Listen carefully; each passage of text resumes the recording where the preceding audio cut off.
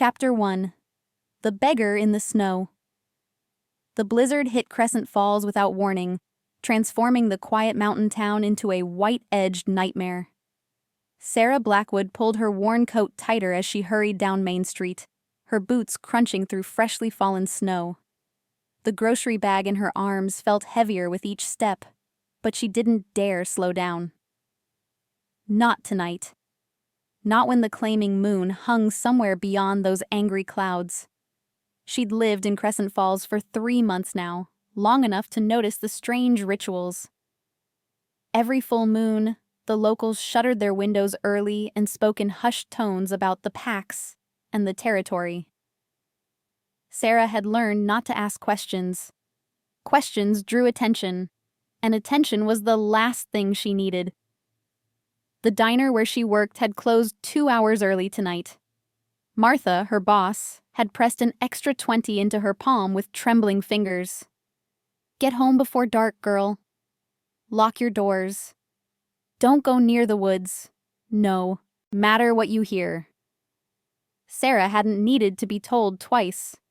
But now, as the wind howled through the empty streets and snow pelted her face like tiny needles, she was beginning to think she'd waited too long. A sound stopped her mid-step, a low, pained groan coming from the alley beside the abandoned hardware store. Every instinct screamed at her to keep walking. She'd spent the last year running from her past, from the man who'd promised to love her, and instead had nearly destroyed her. She'd learned the hard way that getting involved in other people's problems only brought trouble. But then she heard it again. Weaker this time. More desperate. "Damn it," Sarah muttered, turning toward the alley. The figure was slumped against the brick wall, half buried in snow. At first, she thought it was just a pile of old clothes. Then it moved. "Hey!" Sarah rushed forward, her grocery bag forgotten. "Are you okay?" Stupid question. He clearly wasn't okay. The man, and she could see now that it was definitely a man, was massive, easily 6'4", with broad shoulders that strained against a torn thermal shirt. His dark hair was matted with snow and something that might have been blood. His face was turned away, but she could see his chest rising and falling in shallow, labored breaths. "Can you hear me?" Sarah knelt beside him, her nursing school training kicking in before her common sense could stop her. She'd dropped out after 2 years, but some lessons stuck. "I'm going to check for injuries, okay?" Her fingers found his neck, searching for a pulse. The moment she touched his skin, several things happened at once. Heat exploded through her palm, so intense she nearly jerked away. His eyes snapped open, not brown or blue or green, but a startling amber that seemed to glow in the darkness. And a sound rumbled from his chest that was definitely not human. It was a growl. "Easy," Sarah heard herself say, her voice surprisingly steady. "I'm trying to help." Those amber eyes focused on her face, and for a heartbeat, she saw something wild and inhuman staring back. Then he blinked, and the effect was gone, leaving her wondering if she'd imagined it. "You shouldn't be here." His voice was rough, like gravel scraping against stone. "Not safe." "Yeah, well, neither should you, apparently." Sarah's hands moved efficiently over his arms and ribs, checking for breaks. "What happened? Were you mugged?" He made a sound that might have been a laugh. "Something like that." She found the source of the blood, a deep gash along his left side, already starting to bruise. The wound looked bad, but not as bad as it should have given the amount of blood. In fact, as she watched, she could swear it was already beginning to close. Impossible. "You need a hospital," Sarah said firmly, pushing away the unsettling thought. "No." His hand shot out, gripping her wrist with surprising strength. "No hospitals, no police, just let me rest here." "In a blizzard? You'll freeze to death." "I'll heal." The certainty in his voice sent a chill down her spine that had nothing to do with the cold. Sarah pulled her wrist free and sat back on her heels, really looking at him for the first time. He was beautiful in a harsh, brutal way. Sharp cheekbones, a strong jaw darkened with stubble, lips pressed into a hard line. But it was his eyes that held her, those impossible amber eyes that seemed to see straight through her carefully constructed walls. "Who are you?" she asked. "Nobody." He shifted, trying to sit up, and winced. "You should go. Before—" A howl cut through the night, long and mournful, and far too close. The man's entire body went rigid. "Run!" "What?" "Run!" He surged to his feet with inhuman speed, shoving her behind him. "Get inside somewhere. Now!" Sarah stumbled backward, her heart hammering.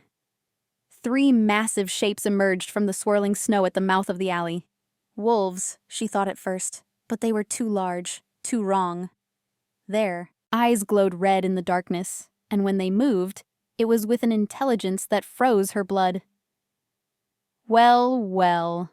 The voice came from behind the creatures, smooth and mocking. A man stepped forward, tall and lean with silver blonde hair. The mighty Cale Thornwood, bleeding in an alley like common prey. How the mighty have fallen. Cale. The name registered somewhere in Sarah's panic-stricken mind. "This doesn't concern her, Damien." Cale's voice had dropped to that dangerous growl again. "Let her go." The blonde man, Damien, finally seemed to notice Sarah. His smile widened, revealing teeth that were just slightly too sharp. "A human? On claiming night? Oh, this is delicious. Does she know what you are, Thornwood? Does she know what you've done?" "I said, let her go." Sarah's back hit the wall. She wanted to run, but her legs wouldn't obey. She watched, transfixed with horror, as Cale stepped forward to face the 3 wolf things and their master. "Last chance," Damien said softly. "Give me the pack, or I'll kill her first, and make you watch." Something changed in the air. The temperature seemed to drop 10 degrees, and a pressure built in Sarah's chest like an invisible hand squeezing her lungs.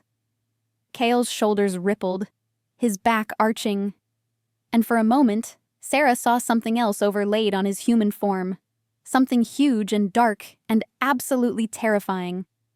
"You can try," Cale said, and his voice wasn't human anymore. Then the alley exploded into violence.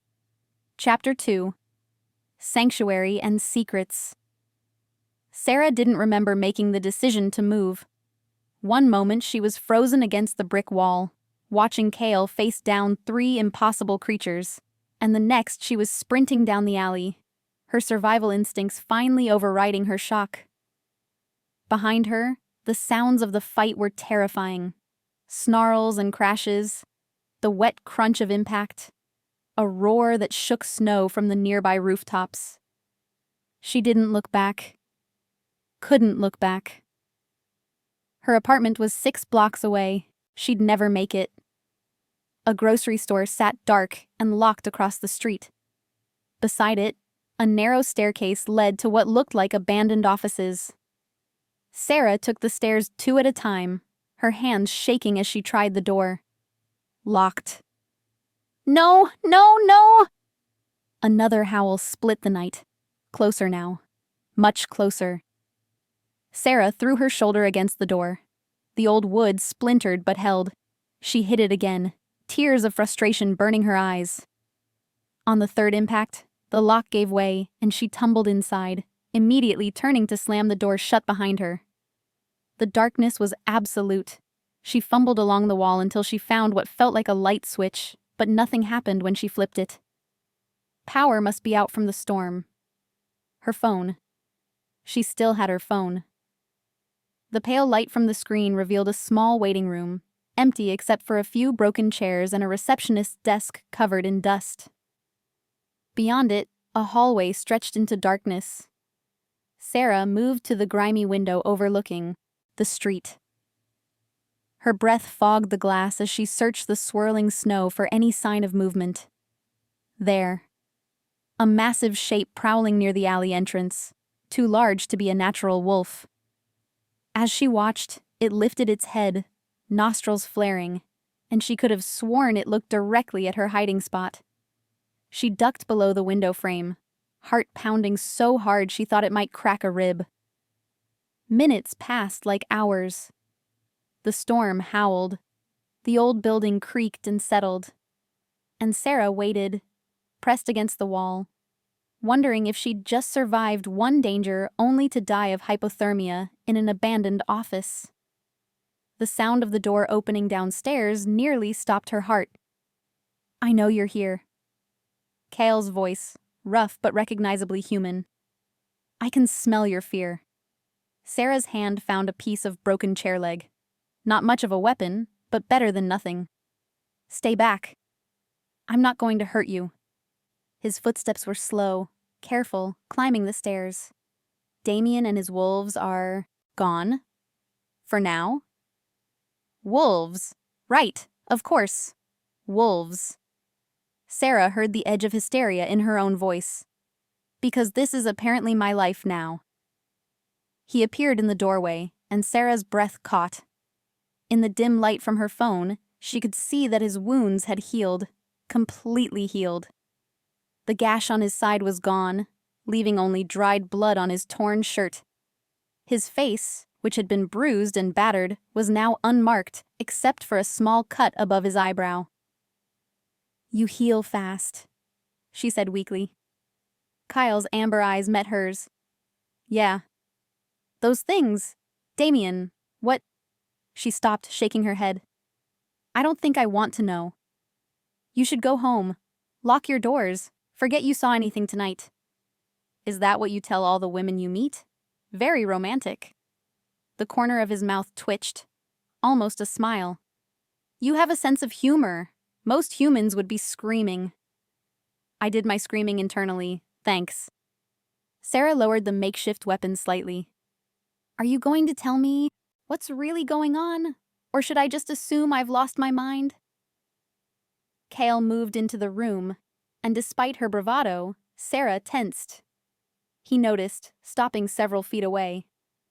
When he spoke, his voice was gentler than before. "What do you know about Crescent Falls?"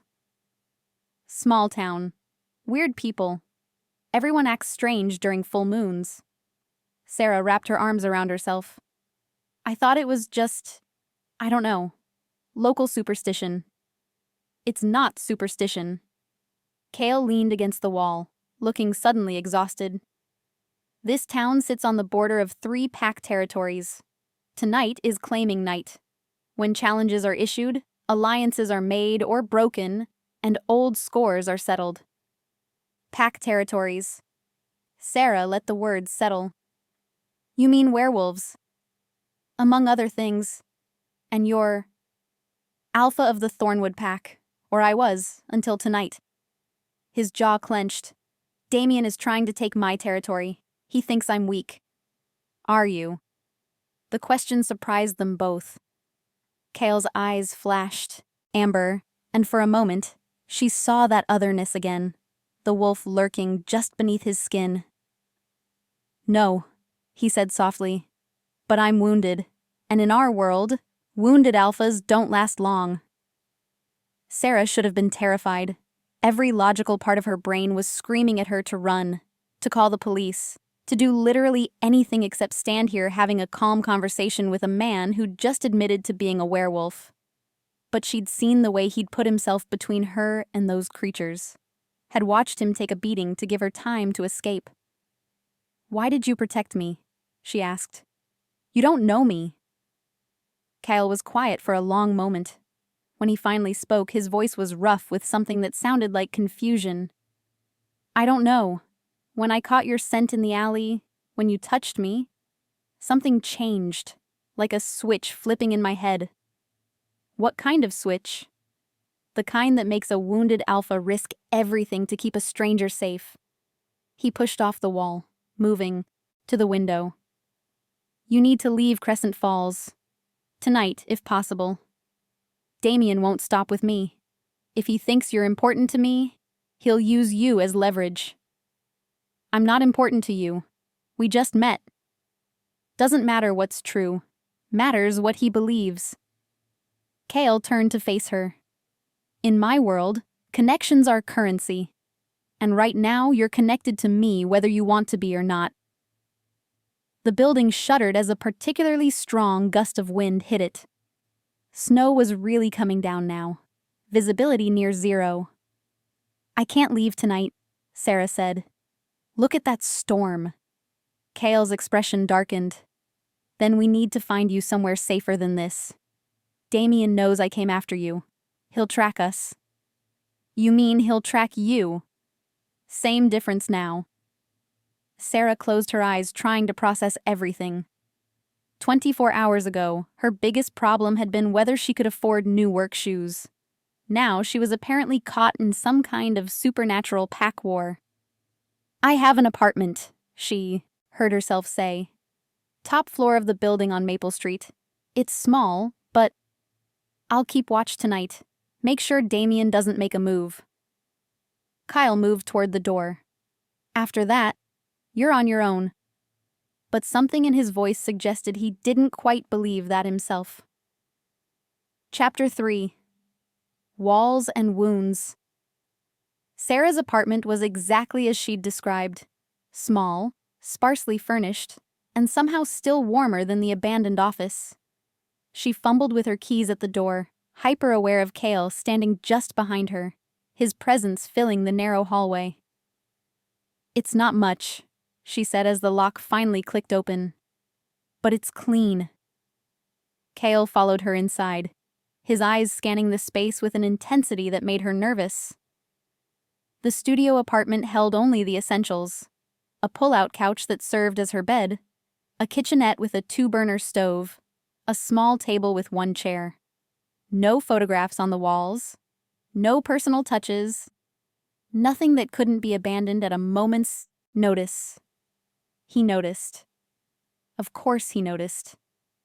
You travel light, he observed. Easier to move that way. Sarah locked the door behind them, then added the chain lock for good measure. Not that it would stop a werewolf, but the action made her feel slightly more in control. There's a bathroom through that door if you want to clean up. Kale looked down at himself, at the dried blood crusting his shirt, the tears in the fabric. Probably a good idea. I'm making a mess of your floor. While he disappeared into the bathroom, Sarah moved to the window, pulling the curtains shut. Her hands were still shaking. She pressed them flat against the cold glass, trying to ground herself in something real. This was insane. All of it. She should be calling someone. The police, a doctor, a priest maybe. Instead, she was harboring a wounded werewolf alpha in her apartment while a blizzard raged outside and supernatural enemies prowled the streets. The water turned on in the bathroom. She heard Kale's sharp intake of breath, followed by a low curse. You okay in there? She called. Fine. He didn't sound fine. Sarah hesitated, then moved to the bathroom door. It was slightly ajar. Kyle? I said I'm fine. But through the gap she could see him gripping the sink, his shoulders tense. The torn shirt lay discarded on the floor, and his back was a canvas of fresh injuries she hadn't seen before. Deep scratches that looked like claw marks, bruises blooming purple and black across his ribs. You're still hurt, she said, pushing the door open wider. Kale's eyes met hers in the mirror. It's nothing. I heal fast, remember? Not that fast, apparently. Sarah moved into the small bathroom before she could talk herself out of it. Sit down. Let me help. You don't have to. I know I don't have to. I'm choosing to. She opened the medicine cabinet, pulling out the first aid kit she'd bought her first day in Crescent Falls. Now sit. For a moment, she thought he'd refuse. Then, with what looked like great effort, Kale lowered himself to sit on the edge of the bathtub. Up close, the damage was worse than she'd thought. The claw marks were deep, still seeping blood despite his accelerated healing. Sarah dampened a washcloth and began cleaning the wounds, trying to ignore the way his muscles tensed under her touch. "You should have told me you were this hurt," she said quietly. "Would it have changed anything?" "I would have." She paused. "I don't know. Argued less, maybe." That almost smile flickered across his face again.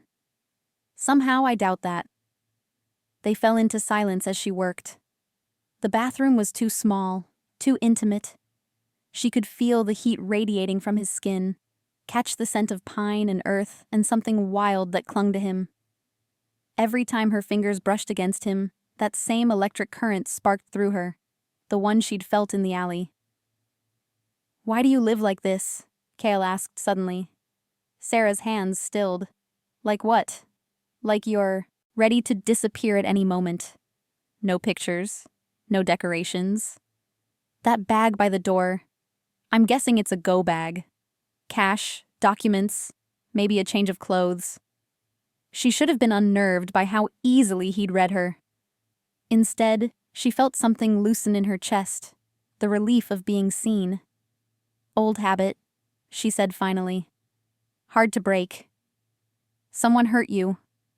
It wasn't a question. Sarah resumed cleaning his wounds, buying herself time before responding. "His name was Marcus. We dated for 2 years. He was charming, successful, said all the right things." Her voice remained steady, clinical. "Turned out he was also controlling, possessive, and had a nasty habit of using his fists when I didn't do what he wanted." Kyle's entire body went rigid. "Did he?" "I left before it got that bad.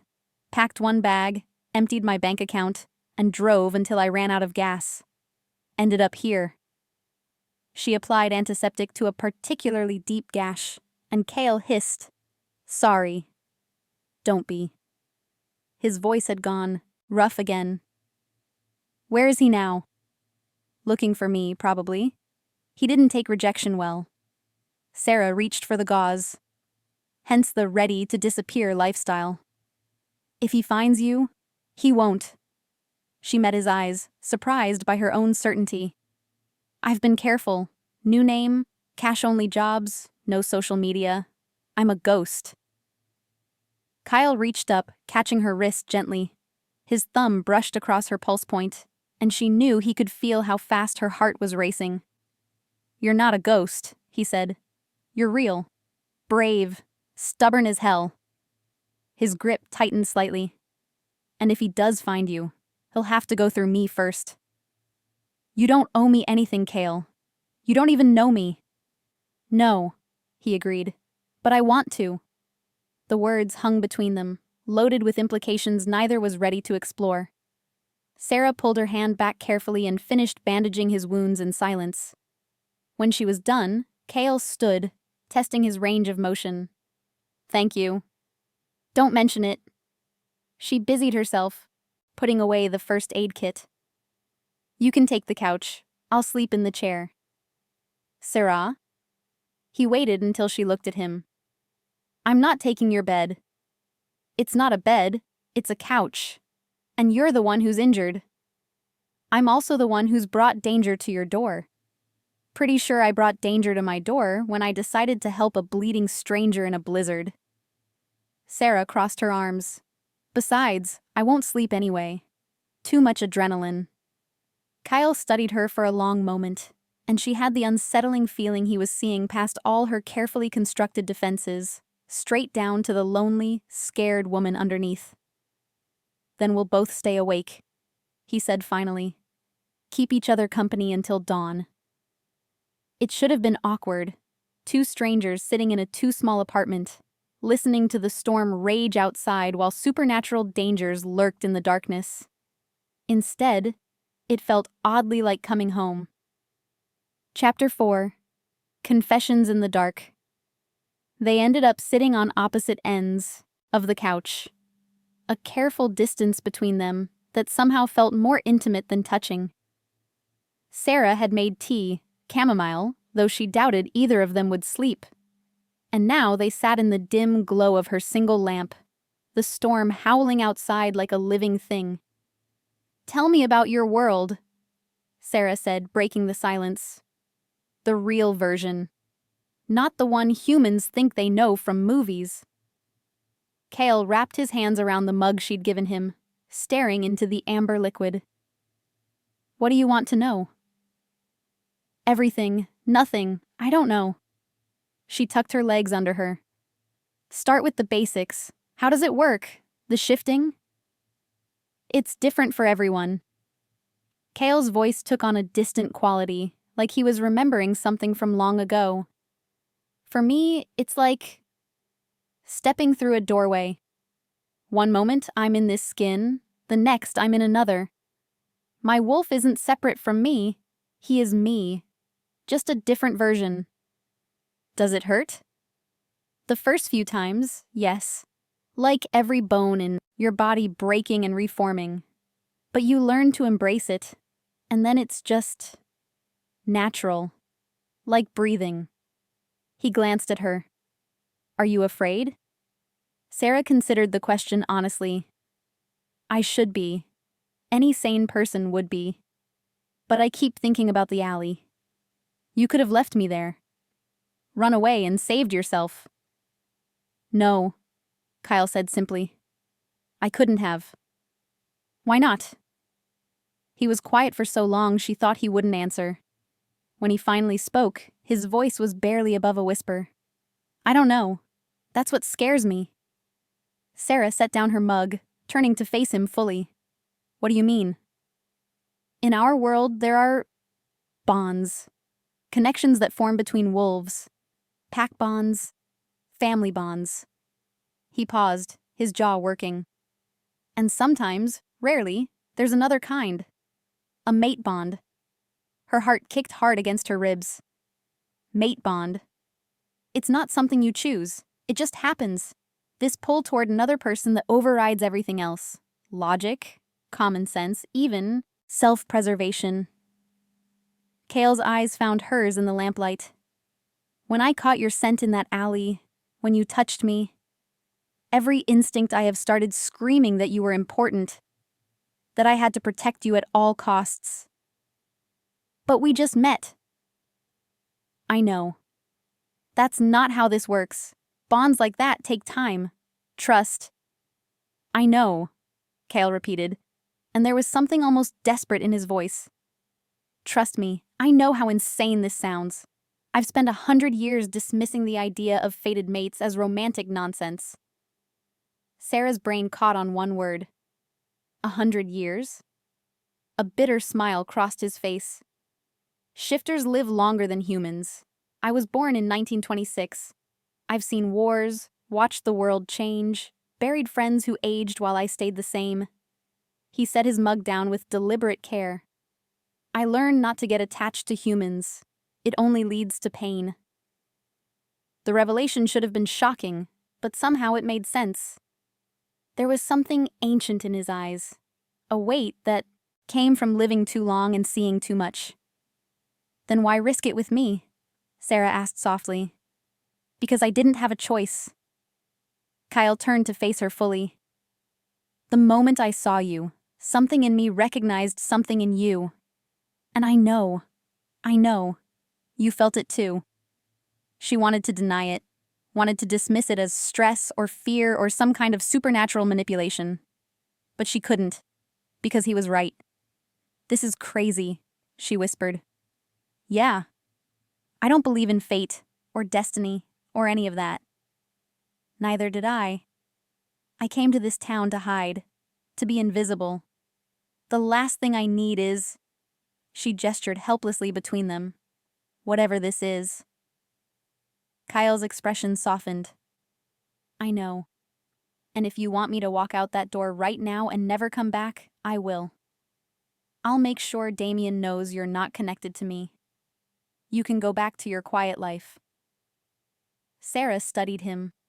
This impossible man who claimed to be a century-old werewolf, who'd risked everything to protect a stranger, who was offering to walk away despite claiming she was his fate. "What happens if you leave?" she asked. "Damien will challenge me again. Tomorrow night, or the night after. Eventually, I'll lose." He said it matter-of-factly, like he was discussing the weather. "That's how it works. A wounded alpha without allies doesn't last long." "What about your pack? Can't they help?" Something dark flickered across his face. "I don't have a pack anymore. Not really. Most of them defected to Damien months ago when they sensed I was vulnerable." "Vulnerable how?" Cale stood, moving to the window. He pulled the curtain aside slightly, staring out at the storm. "Do you believe in curses, Sarah?" The question caught her off guard. "I didn't believe in werewolves until tonight, so I guess anything's possible. 3 years ago, I made a mistake. I trusted someone I shouldn't have. A witch who claimed she could help strengthen my pack's territory wards." His reflection in the glass looked haunted. "Instead, she cursed me, bound my wolf, made it harder to shift, harder to heal, slowly draining my strength. Why would she do that? Because I refused to mate with her daughter. In our world, an alpha's mate gains considerable power. She thought forcing us together would benefit her family." He let the curtain fall. "The curse is killing me. Slowly, but inevitably. Unless what?" Kyle turned to look at her, and there was something raw and vulnerable in his expression that made her breath catch. "Unless I find my true mate. The curse was designed to push me toward her daughter, but there's a loophole. If I form a genuine mate bond, a real one, not a forced pairing, the curse breaks." Understanding crashed over Sarah like a wave. "And you think I don't think anything. I'm just telling you what I feel, what my wolf feels." He moved back toward the couch but didn't sit. "But even if you are my mate, that doesn't mean you have to accept the bond. Free will still matters. You can walk away." "Can I?" Sarah stood too, suddenly needing the distance. "You just told me there's some kind of cosmic connection between us, that your life depends on finding your mate. How is that free will?" "Because I won't force you into anything. Ever."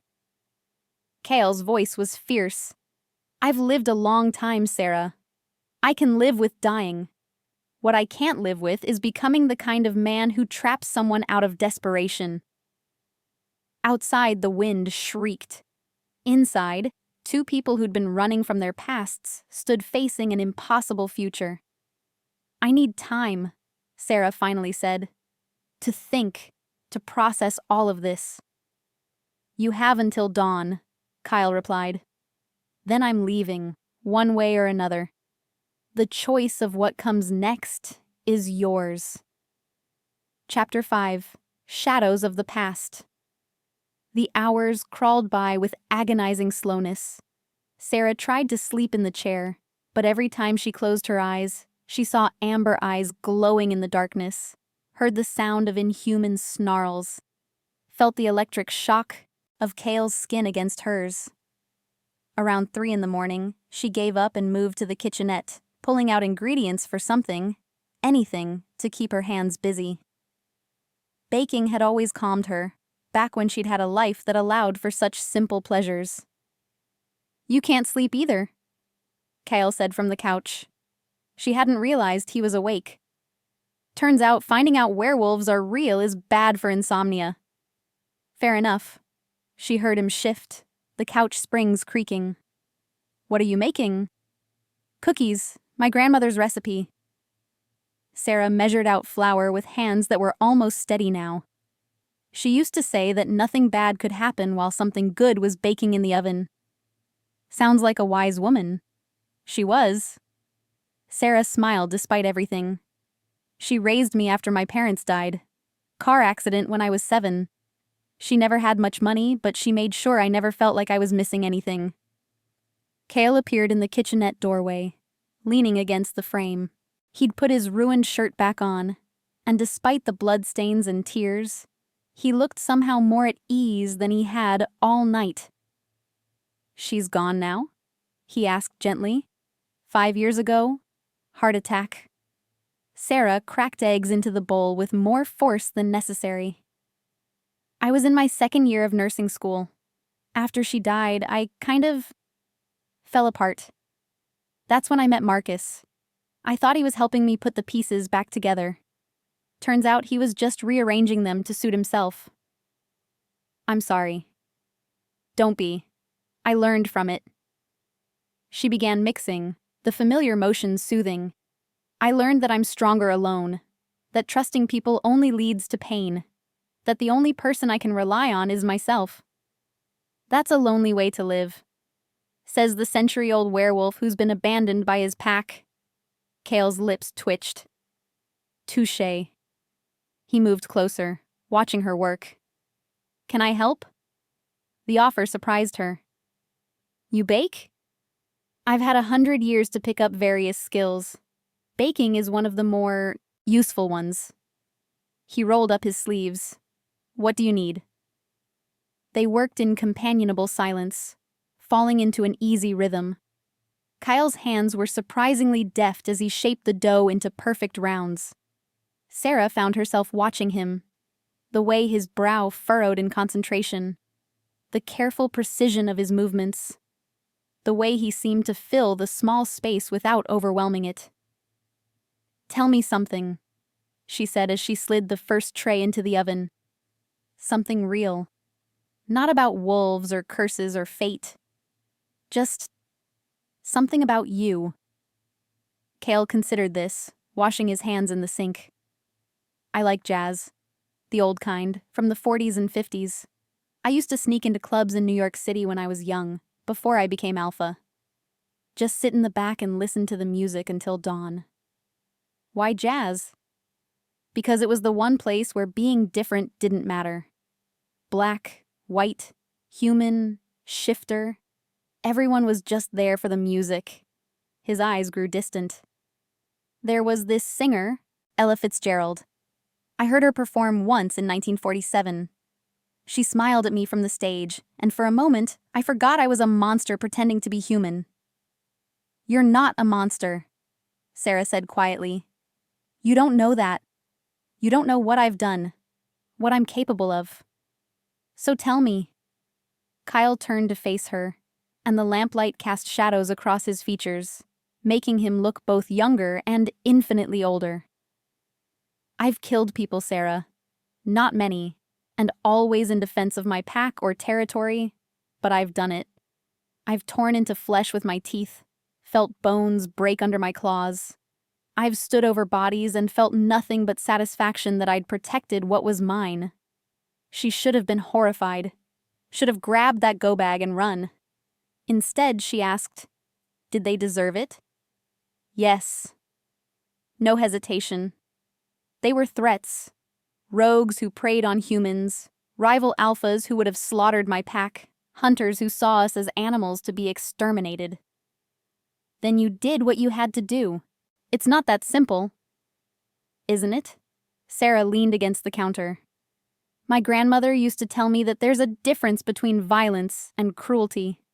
Violence is sometimes necessary to protect yourself, to protect others. Cruelty is violence for its own sake. She held his gaze. From what I've seen, you're not cruel, Kyle. You're a protector who's been protecting so long you've forgotten what it feels like to be protected. Something shifted in his expression, a crack in the armor he wore. How do you do that? Do what? See past all the darkness to whatever's underneath. Maybe because I have my own darkness. Sarah's voice dropped. You think you're the only one who's done things you regret? Marcus didn't just hit me, Cale. He isolated me, made me cut off my friends, quit school, give up everything that made me who I was. And I let him. For 2 years, I let him. She swallowed hard. The night I left, I took his car keys while he was passed out drunk.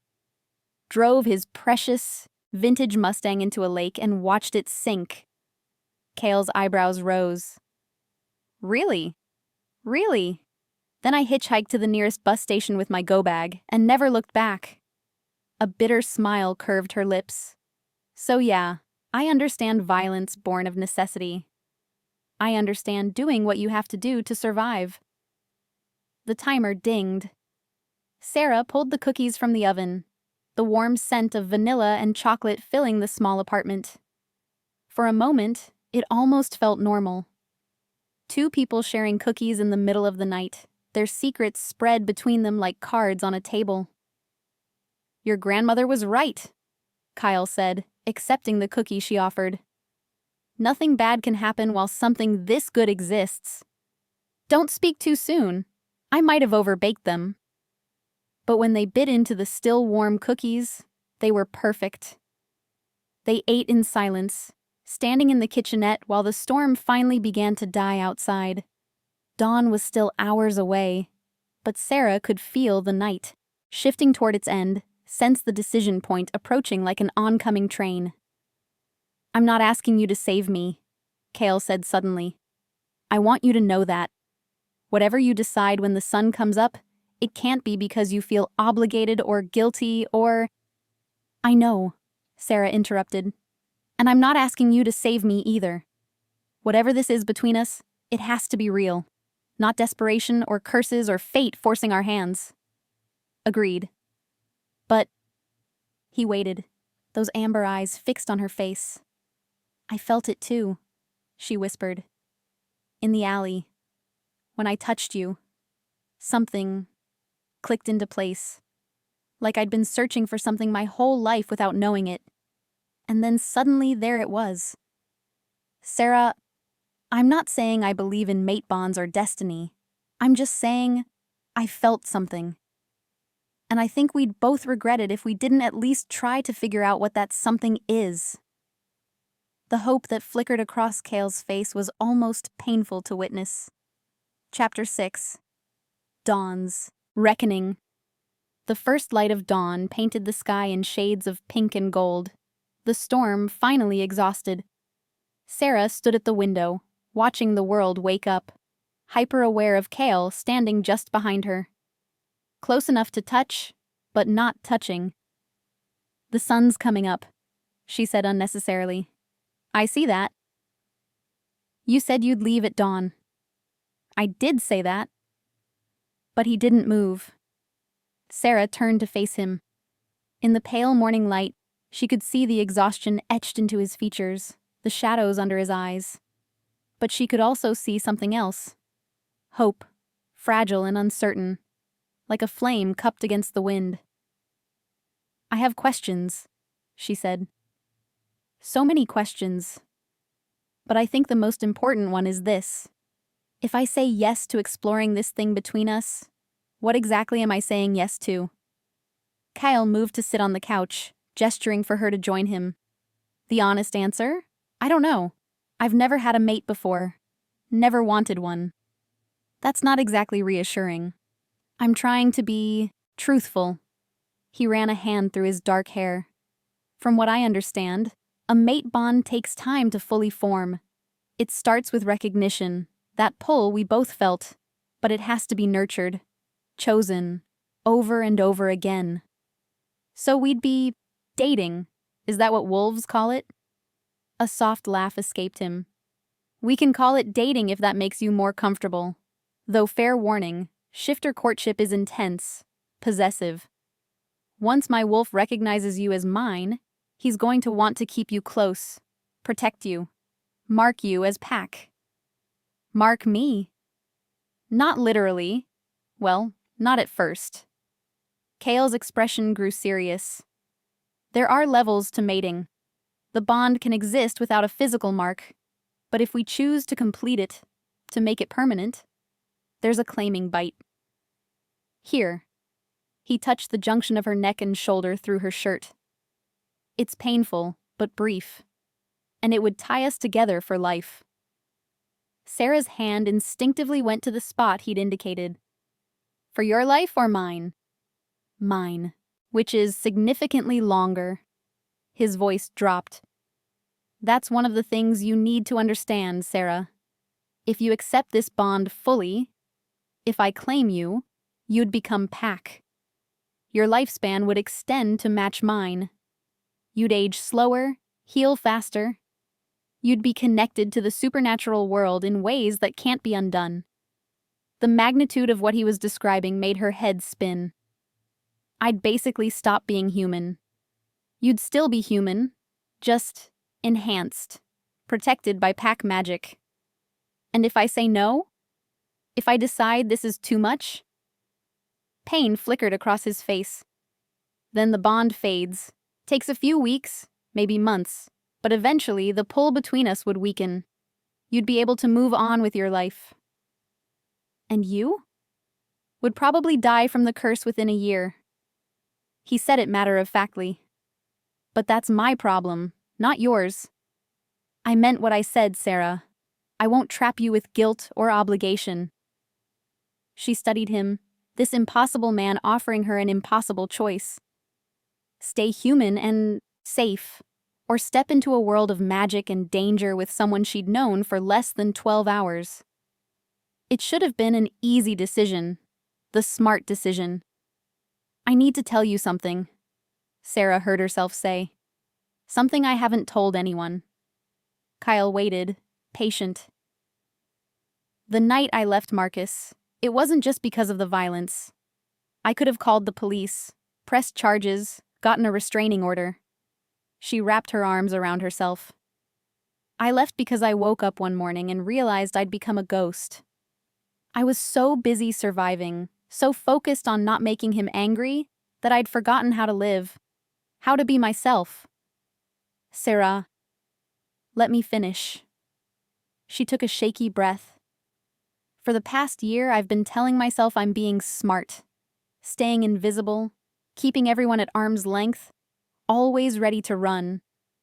But the truth is, I'm still that ghost, still just surviving instead of living. She met his eyes. I don't want to be that person anymore. What are you saying? I'm saying that maybe fate or destiny or whatever you want to call it isn't about some cosmic force making our decisions for us. Maybe it's about recognizing an opportunity when it presents itself and being brave enough to take it. She moved closer to him. I barely know you, Cale, and you barely know me. But I know how I felt when you put yourself between me and those creatures. I know that for the first time in a year, I felt something other than fear and exhaustion. What did you feel? Safe. Seen. Like maybe I wasn't meant to spend my life running after all. Cale reached out slowly, giving her time to pull away. When she didn't, his hand cupped her cheek, his thumb brushing across her cheekbone. I can't promise you safety. My world is dangerous.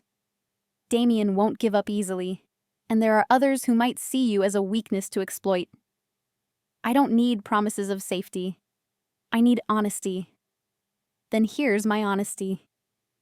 His amber eyes held hers with an intensity that made her breath catch.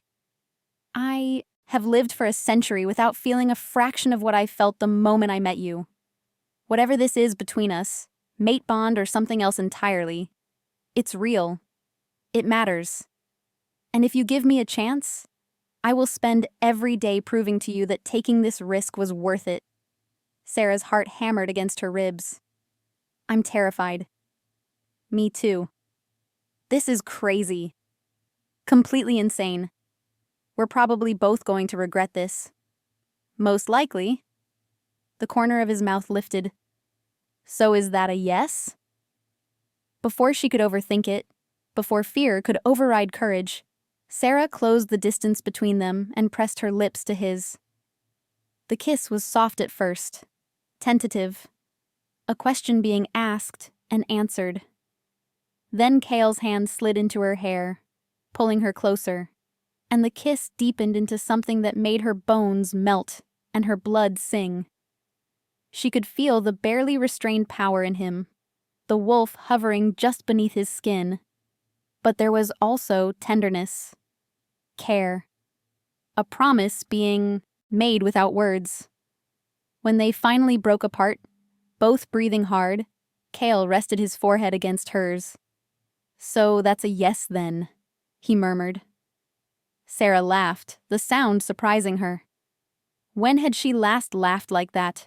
Free and genuine? That's a let's see where this goes and try not to die in the process. I'll take it. Outside, Crescent Falls was waking up. Inside, two people who'd been running from their pasts were finally standing still. But neither of them noticed the shadow that detached itself from the building across the street, or the way it pulled out a phone and made a call. Damien smiled as he listened to his scout's report.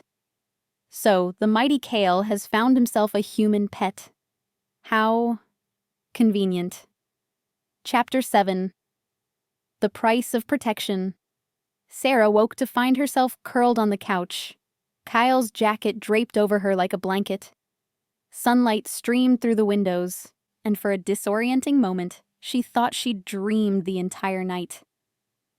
Then she saw him. Kale stood at the window, his back to her, tension radiating from every line of his body. He was on his phone, his voice low and urgent. I don't care what the council says, Marcus. They abandoned me months ago. No, I'm not coming back to explain myself, because I don't owe them anything. A pause. There's someone... Yes, a human. That's none of your business. Sarah sat up and Kale turned, his expression softening when he saw she was awake. He held up one finger, give me a minute, and moved into the kitchenette. Just keep the territory borders secure until I figure this out. I know the risks. Marcus, I've known you for 60 years. Trust me on this. Fine. 3 days. I'll have a plan by then. He ended the call and stood there for a moment, his shoulders sagging slightly. Marcus? Sarah asked, standing up. Please tell me that's not my Marcus. A surprised laugh escaped him. No. Different Marcus. He's my beta, second in command. Or he was, before most of the pack. Defected. Kale moved toward her. How are you feeling? Like I kissed a werewolf and then passed out on my couch.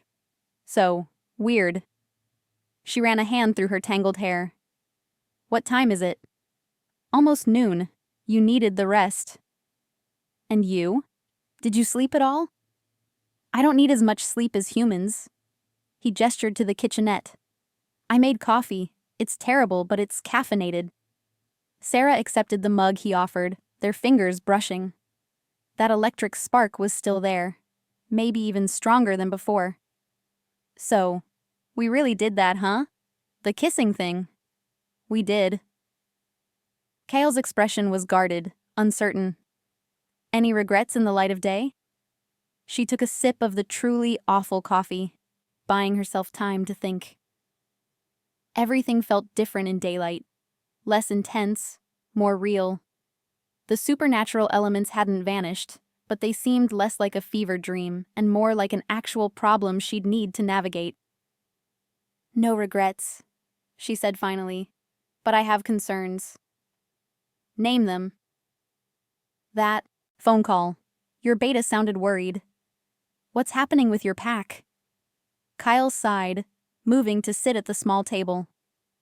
Damien's been circling for months, picking off my wolves one by one, promising them power, stability, a leader who isn't cursed.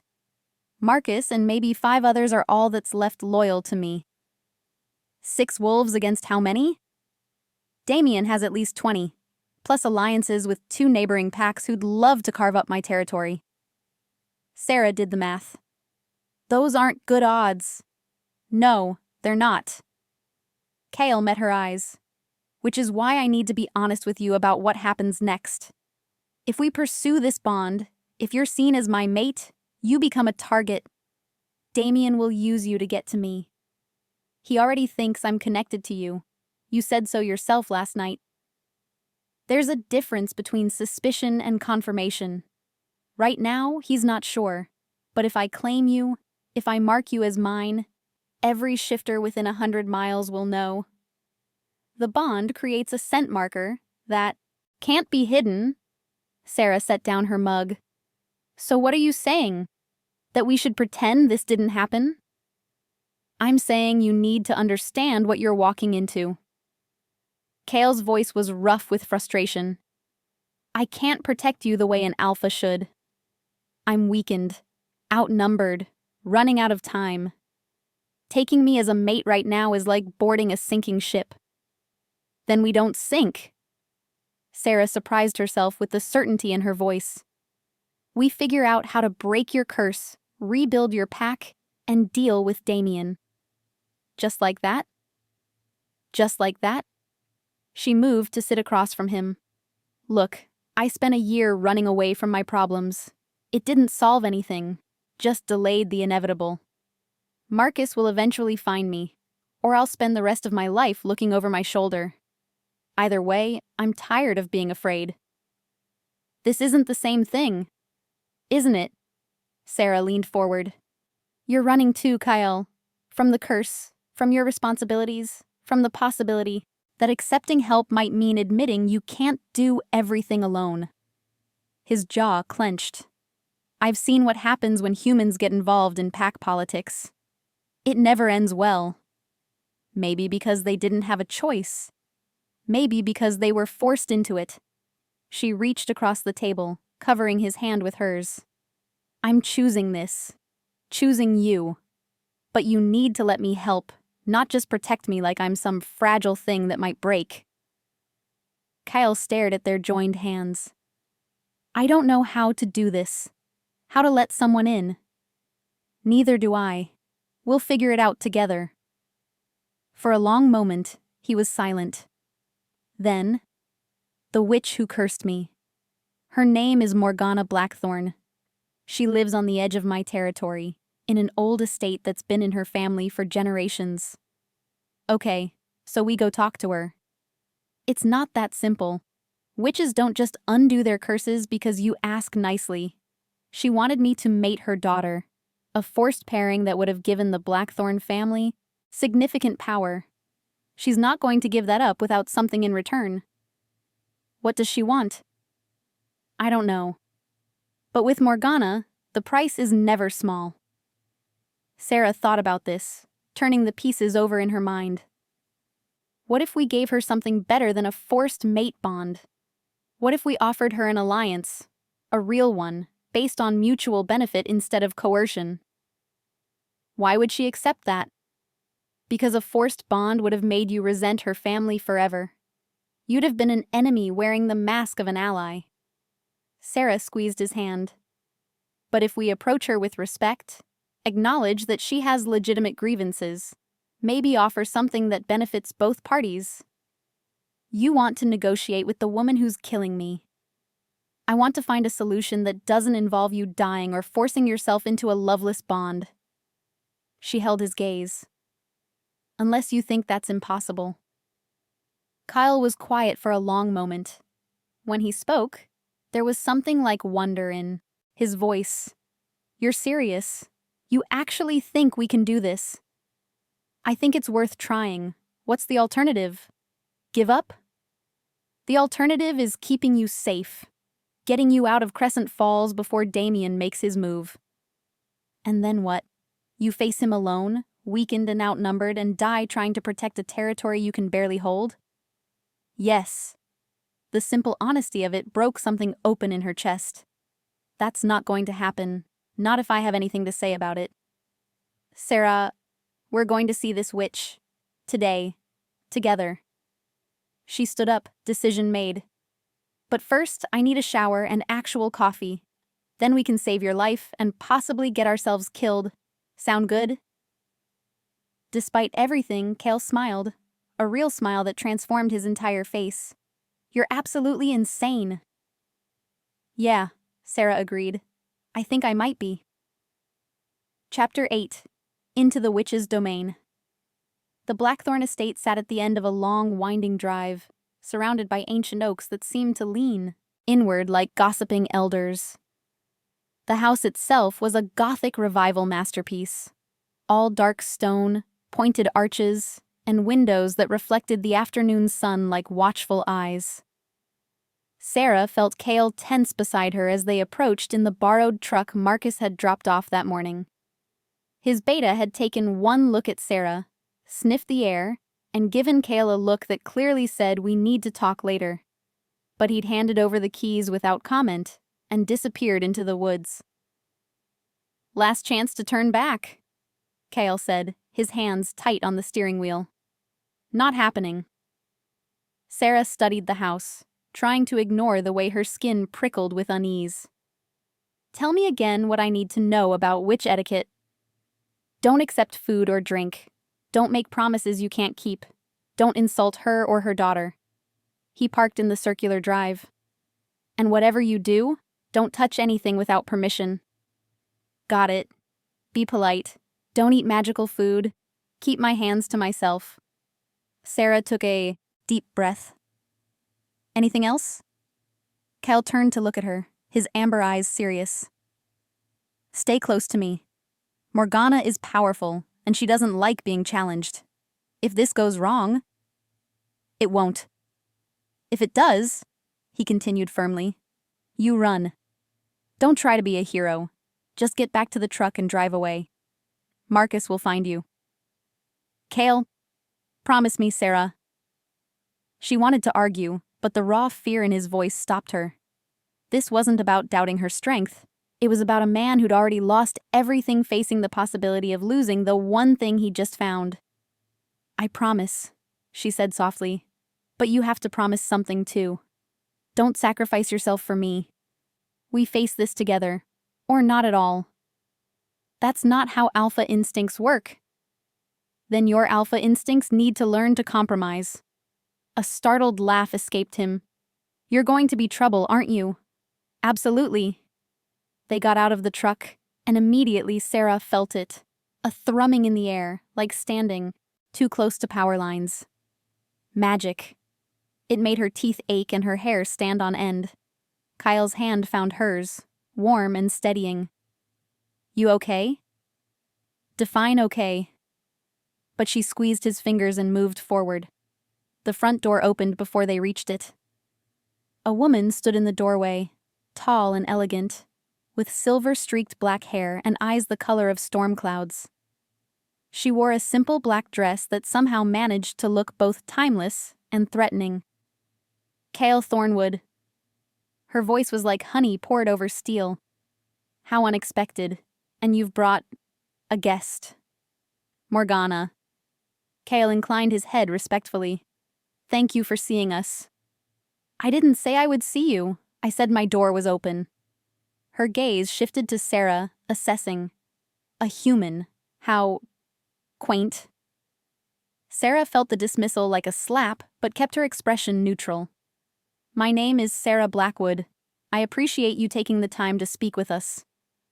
Something flickered in Morgana's eyes. "Blackwood? Interesting surname for a human to carry." "It was my grandmother's maiden name. I took it when I left my old life behind." "Names have power, child. You chose well, even if you didn't know it." Morgana stepped aside. "Come in then. Let's see what brings a dying alpha and his human pet to my doorstep." The interior of the house was exactly what Sarah expected. Dark wood paneling, antique furniture, and shelves upon shelves of books and strange artifacts. But there was also warmth here, and the scent of herbs and baking bread. It was a home, not just a witch's lair. Morgana led them to a sitting room dominated by a massive fireplace. She gestured to a velvet couch. "Sit. And before you ask, no. I'm not going to break your curse just because you finally deigned to visit." "I'm not asking you to break it," Kyle said carefully. "I'm asking you to consider an alternative arrangement." "An arrangement?" Morgana settled into a high-backed chair like it was a throne.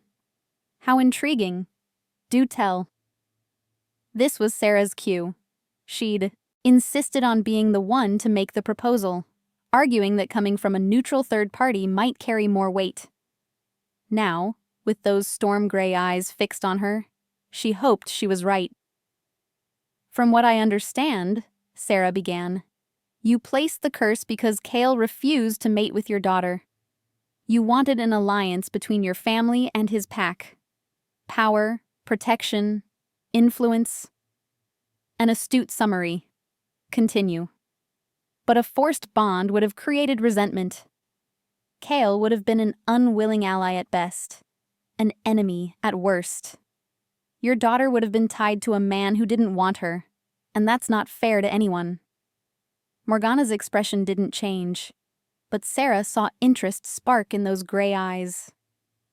What if instead of one forced alliance, you had multiple willing ones? Sarah leaned forward. Kale is still an alpha, curse or not. He still has connections, knowledge, resources. If you break the curse, he'd owe you a debt, a real debt of gratitude, not coercion. He could offer your family protection or trade agreements or... My daughter deserves a mate, Morgana interrupted. Not trade agreements. She deserves a mate who chooses her. Sarah kept her voice gentle but firm. And I'm willing to bet there are plenty of wolves who would be honored to court a powerful witch, especially if she came with the Thornwood Pack's blessing and alliance. For a long moment, the only sound was the crackling fire. Then Morgana laughed, a genuine, surprised sound. Oh, she's clever, Kyle. Wherever did you find her? Bleeding in an alley, Kyle said dryly. And she found me, actually. Even better. Morgana stood and moved to a cabinet, pulling out a crystal decanter and 3 glasses. I'm going to offer you something to drink. I know you were told not to accept, but this is a gesture of good faith. Whiskey, aged in oak barrels blessed under a new moon. It won't bind you to anything except possibly a headache tomorrow. Sarah glanced at Kale, who nodded slightly. They accepted the glasses. Your proposal has merit, Morgana said, settling back into her chair. But there's a problem. The curse isn't just about punishing you, Kyle. It's a blood curse tied to your wolf. Breaking it requires something most are unwilling to give. What? Sarah asked. Morgana's eyes shifted to her. A willing sacrifice. Someone has to take on a portion of the curse's burden. It won't kill them, I'm not a monster, but it will hurt. Considerably. How much of the burden? Kyle demanded. Enough to break the binding on your wolf. The rest would fade naturally over the next few months. Morgana sipped her whiskey. Of course, such a sacrifice would need to be someone the curse recognizes as significant. Someone with a genuine bond to you. Her meaning was crystal clear. No, Kyle said flatly. Absolutely not. But Sarah was already setting down her glass, her decision made. Chapter 9. The Sacrifice. I'll do it, Sarah said, her voice steady despite the way her heart hammered against her ribs. No. Kale was on his feet instantly. We're not even discussing this. Why not? It's a solution. It's you taking on a curse meant to kill me. That's not a solution, that's suicide. Morgana watched them with undisguised interest, swirling her whiskey. Actually, it wouldn't kill her. As I said, I'm not a monster. The pain would be intense but temporary. Perhaps a few days of fever, nightmares, some physical discomfort. Then it would fade. Perhaps? Kyle rounded on her. You don't even know for certain? Curses are living magic, Kyle. They adapt, evolve. I can tell you what should happen, but there are always variables. Morgana's expression softened slightly. The girl would need to be strong, determined, and absolutely certain of her choice. I am certain, Sarah said. You've known him for less than a day. Kale's voice rose, desperation bleeding through. You can't possibly what? Make a decision about my own body? My own life? Sarah stood to face him. You were willing to die rather than force someone into a bond they didn't want. How is this different? Because you matter. The words hung in the air between them, raw and honest. So do you. Sarah said softly. And unlike your situation, this won't kill me. Morgana said it probably won't kill you. That's not good enough. It has to be. She moved closer, lowering her voice so only he could hear. Kale, you have maybe a year left if we do nothing. Damien is circling, your pack is scattered, and every day the curse gets stronger. This is our chance to change that. By putting you in danger. I've been in danger since the moment I helped you in that alley. This way, at least we're being proactive about it. Kale's hands clenched into fists at his sides. She could see the war raging in him. Alpha instinct screaming to protect her, warring with the knowledge that she was right. There's another option, Morgana interjected. One I haven't mentioned yet. They both turned to her. The sacrifice doesn't have to be immediate. I can perform the initial ritual tonight. Establish the bond that would allow the transfer. But the actual taking of the curse burden could wait until... She paused meaningfully. Until certain other bonds are solidified. You mean until we complete the mate bond, Kale said flatly. Precisely. A fully realized mate bond would strengthen her enough to handle the curse transfer with minimal risk. It would also, Morgana added with a slight smile, ensure that you're both absolutely certain of your commitment before making such a sacrifice. Sarah felt heat rise to her cheeks. How long would that take? Mate bonds form at different speeds for different couples. Could be days, could be weeks. Morgana stood, setting down her glass. But the preliminary ritual should be done tonight, while the claiming moon's energy is still fresh. Otherwise, we'll have to wait another lunar cycle, and I don't think Kale has that long. The weight of the decision settled over Sarah like a heavy cloak. This wasn't just about breaking a curse anymore. It was about committing to a path that would fundamentally change who she was. What does the preliminary ritual involve? She asked. Blood magic. Nothing dramatic. A small cut on each of your palms, your blood mixed with mine and certain herbs. It creates a conduit that I can use later to transfer the curse. Morgana's expression grew serious. But understand this, child. Once we create that conduit, you and Kale will be connected in ways that go beyond the mate bond. You'll feel his pain, sense his emotions, and he'll feel yours. There's no privacy in such a connection. How is that different from a mate bond? Sarah asked. A mate bond is natural, organic. It grows and strengthens but allows for boundaries. This would be more immediate, intense, like being plunged into deep water versus wading in slowly. Kyle had been silent throughout this exchange, his expression unreadable. Now he spoke, his voice rough. Sarah, I need you to really think about this. Not just about the curse or the danger, but about what you're giving up. Your humanity, your privacy, your independence. Once we do this, there's no going back. I know. Do you? Because I've had 100 years to come to terms with what I am. You've had less than 24 hours. She turned to face him fully, taking his hands in hers. You're right. I don't know everything this will mean. I don't know how the magic will feel, or how the bond will change me. But I know how I feel when I look at you. I know that for the first time in a year, I want to stop running. And I know that if we don't do this, you'll die trying to protect me while I watch helplessly. That's not... It is. You know it is.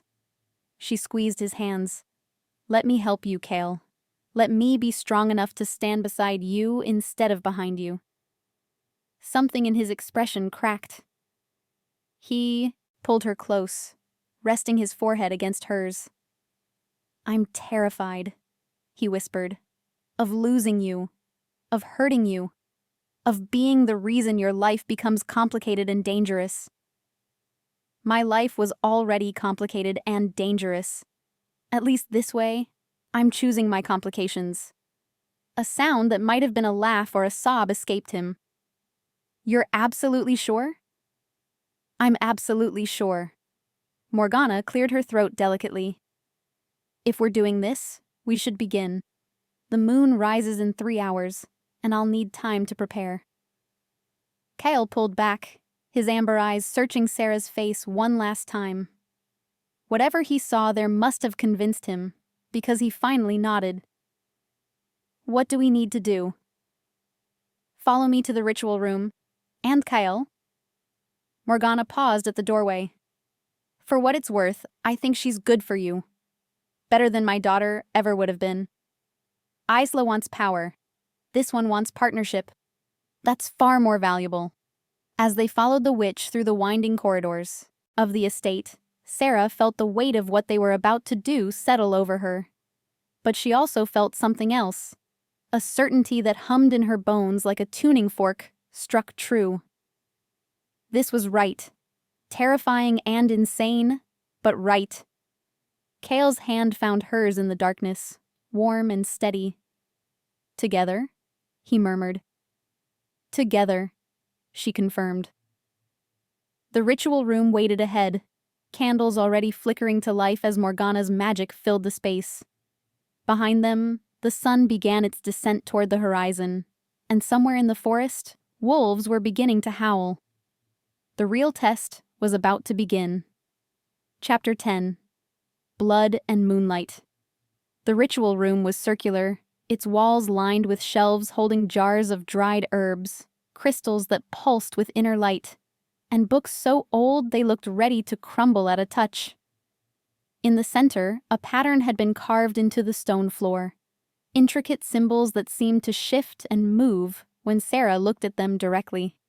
"Stand in the circle," Morgana instructed, moving around the room to light candles at specific points. "Face each other. This works best when the connection is already present, and from what I can sense, you two are practically vibrating with unformed bond energy." Sarah stepped into the circle, Kale following. The moment they were both inside, the air changed, grew thicker, charged with potential. She could feel her pulse synchronizing with his, their breathing falling into the same rhythm. "Give me your hands," Morgana said, entering the circle with a silver knife and a shallow bowl. "Palm up." Sarah extended her right hand, trying not to flinch as the witch made a quick, clean cut across her palm. The pain was sharp but brief. Beside her, Kale didn't even blink when Morgana did the same to him. "Now join hands. Let your blood mingle." Their cut palms pressed together, and Sarah gasped. It wasn't just the sting of the wounds meeting, it was something deeper. A current that ran from her hand up her arm and straight into her chest, wrapping around her heart like a living thing. "Do you feel that?" Kale's voice was strained. "The pull?" "Yes," she breathed. Morgana held the bowl beneath their joined hands, catching the drops of blood that fell. She began to chant in a language Sarah didn't recognize, her voice rising and falling in a rhythm that made the candle flames dance. The symbols on the floor began to glow. "This might be uncomfortable," Morgana warned, still chanting. "Don't break contact, no matter what." The glow intensified, climbing up from the floor to wrap around their legs like luminous vines. Sarah felt it probing, searching, trying to find the connection between them. It wasn't painful exactly, but it was invasive, like someone rifling through her most private thoughts and memories. She saw flashes that weren't hers. A young boy running through woods, laughter echoing. A teenage Kale standing over a fallen wolf, grief etched into every line of his face. Decades of loneliness, of watching the world change while he remained frozen. The moment in the alley when he'd first caught her scent, and something fundamental had shifted in his universe. And she felt him seeing her memories too. Her grandmother's kitchen, flour dusting every surface. The first time Marcus had raised his hand to her, and the shame that followed. The endless nights of running, looking over her shoulder, convinced she'd never be safe. The strange, fierce hope that had bloomed when Kale had stepped between her and danger. "Your souls recognize each other," Morgana said, her voice seeming to come from very far away. "This bond was waiting to be found. I'm not creating it, merely revealing what already exists." The light blazed brighter, and now it was painful. Sarah felt like she was being turned inside out. Every secret exposed, every wall demolished. She wanted to pull away, to hide, but Kale's hand tightened around hers. "Stay with me," his voice whispered in her mind. "I've got you. How are you?" "Doing this?" She thought back, and felt his surprise that she could hear him. "I don't know. The bond, maybe." The pain peaked, a white-hot moment of agony that made Sarah cry out. Then suddenly it was over, the light receding, leaving them both gasping in the center of a circle that now looked like ordinary carved stone. Morgana stepped back, looking satisfied. "It's done. The conduit is established." Sarah's legs wobbled, and Kale caught her, pulling her against his chest. She could hear his heart racing, or was it hers? The distinction was suddenly blurry. "What did you do to us?" Kale demanded, though his arms remained gentle around Sarah. "I told you. I created a conduit. But the bond that formed..." Morgana smiled. "That was all you. I've never seen one take hold so quickly. You two are either fated mates or so desperate for connection that you've convinced yourselves you are. Either way, the result is the same." Sarah pulled back slightly to look up at Kale. His amber eyes were unfocused, distant. "Kale, are you okay?" "I can feel you," he said wonderingly. "Not just physically. I can feel your fear, your determination, your..." He stopped, a slow smile spreading across his face. "Your affection, for me." Heat flooded her cheeks. "That's not fair. You weren't supposed to be able to sense that." "Too late now." His expression grew serious. "But you can feel me too, can't you? All of it. The wolf pacing inside me, the curse eating away at my strength, the terror that I'm going to fail you." "And the hope," Sarah interrupted softly. "I feel that too. You haven't hoped in a long time, have you?" "No," he admitted. "Not until you." Morgana cleared her throat. "As touching as this is, we need to discuss next steps. The conduit is ready, but Sarah isn't strong enough yet to take the curse burden. You need to complete the mate bond first." "How long do we have?" Kale asked, still holding Sarah. "The curse is accelerating. I'd say 2 weeks, maybe 3 before it becomes critical." Morgana moved to a shelf, pulling down a leather-bound book. "In the meantime, you should stay together as much as possible. The bond strengthens with proximity, with shared experiences, with intimacy." Sarah felt Kale's spike of protectiveness through their new connection. "She can't stay with me. Damien is going to know about the bond regardless," Morgana interrupted. "Every shifter within 50 miles will sense the change in your scent by tomorrow. Hiding her won't help. You need to make a choice, Kale. Either send her away and break the bond before it fully forms, or commit fully and prepare to defend her." "There's no choice," Kale said quietly. "I'm not sending her away." "Then you need to rebuild your pack. Fast." Morgana handed him the book. "These are defensive wards and protection spells. Some you can cast yourself, others will require help. I'm willing to provide that help in exchange for the alliance we discussed." "You'd really help us?" Sarah asked, surprised. "Child, you're about to save the life of an alpha who could have been my enemy but chose to be honest instead. And you're doing it knowing the cost." Morgana's expression softened. "Besides, I like you. You have spine. The supernatural world needs more humans with spine." A howl rose from somewhere outside, closer than it should have been.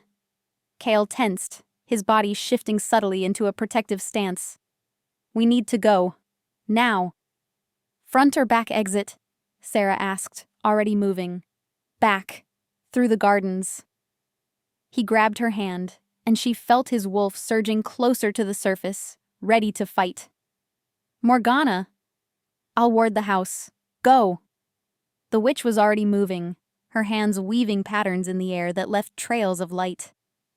They ran.